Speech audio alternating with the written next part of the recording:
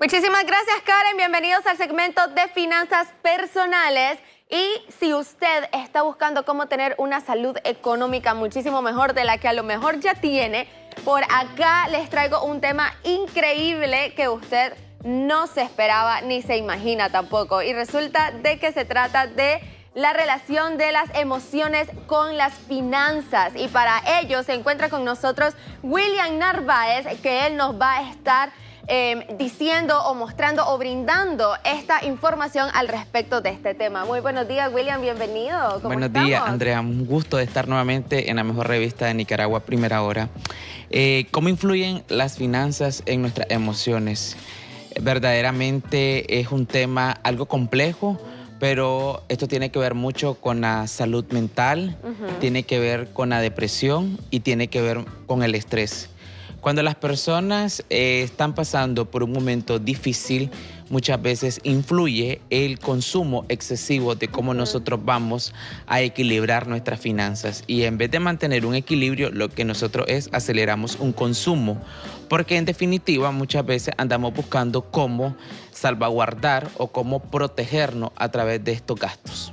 Asimismo, te quería preguntar, William, que de hecho estamos hablando de esto tras cámara, y es de que si las emociones relacionadas con las finanzas tienen que ver también con los gastos hormiga que le llaman. Claro que sí, porque científicamente se comprueba de que como el ser humano está vulnerable, entonces tiende a gastar compulsivamente.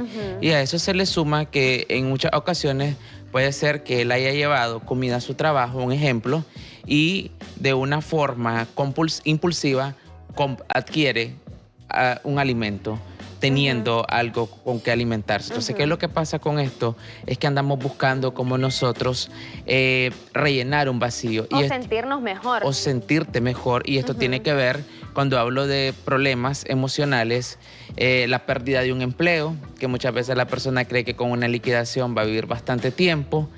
Tiene que ver con una ruptura amorosa, la pérdida de un familiar. Entonces, para mí es fundamental que los seres humanos nos analicemos a través de un FODA personal. Yo siempre recomiendo que la gente se realice cómo están sus fortalezas, sus oportunidades, debilidades y amenazas, porque verdaderamente vamos a saber cómo nos encontramos en la actualidad. Porque muchas veces podemos decir que estamos súper bien, pero no sabemos internamente cómo nuestro cuerpo, a través de nuestro inconsciente, está trabajando por nosotros, y en vez de convertir buenos hábitos, lo que estamos haciendo es hacer malos hábitos. Claro. ¿Y qué tan complicado es convertir de malos a buenos hábitos en las finanzas? De malos a buenos hábitos.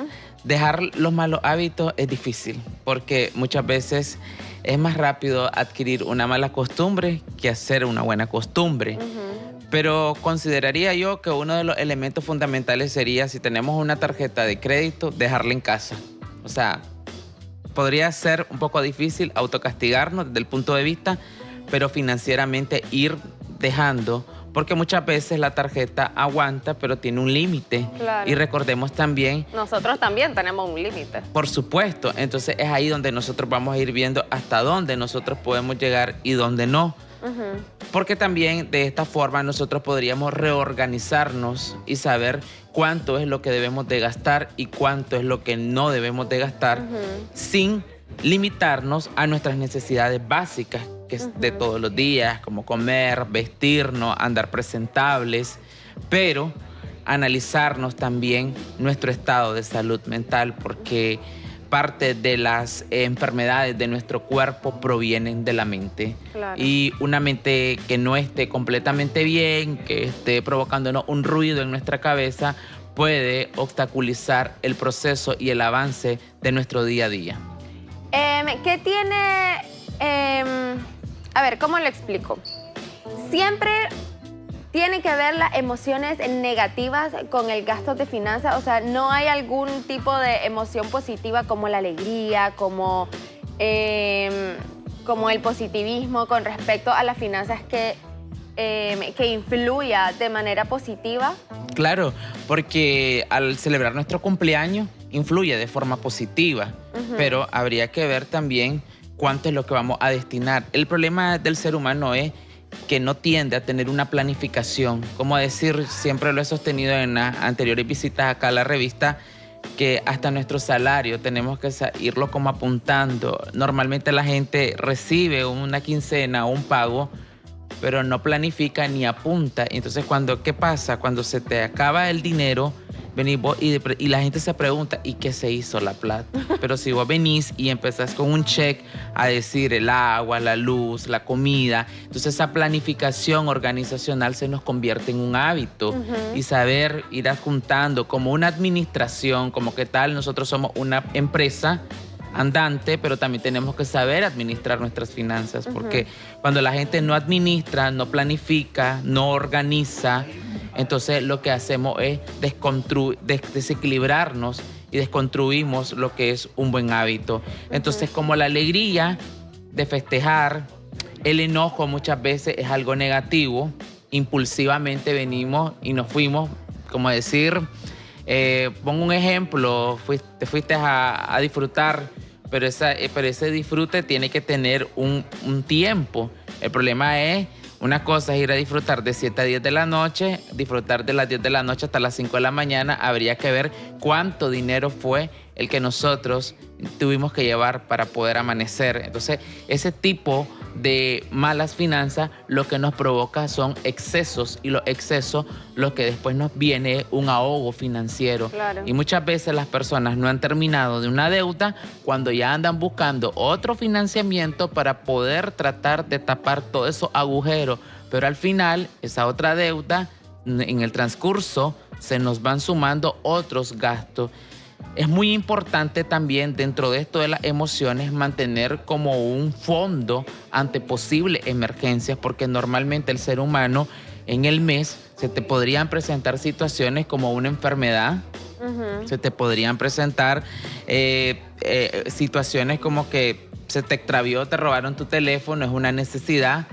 Entonces, por el momento, pues no te vas a comprar uno de 700 ni de $500, te vas a comprar uno de 100 o 200 únicamente para poder comunicarte. El problema es que a veces las personas andan buscando estereotipos. Los estereotipos también son un influyente que los seres humanos a veces queremos tratar de encajar en un grupo social, pero tal vez nuestras finanzas económicas no nos permiten poder hacer ese tipo de gasto.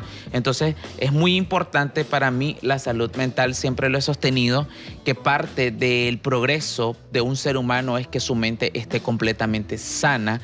No estoy diciendo que no va a tener problemas, pero saber cómo canalizar las emociones. El problema es cuando nosotros no canalizamos las emociones y nos encerramos y estamos dando vuelta en la misma situación. Es ahí donde hay un problema. Entiendo. ¿Cuál emoción considerarías vos que es la que más se relaciona al gasto financiero? Las rupturas amorosas. Las rupturas amorosas son un desequilibrio porque tal vez ya no hay amor, lo que hay es un apego emocional o un apego económico, porque puede ser que ese novio te consentía como una princesa y después él se va, y cuando él se va es donde ahí viene aquellas añoranzas de la vida que te acostumbraste.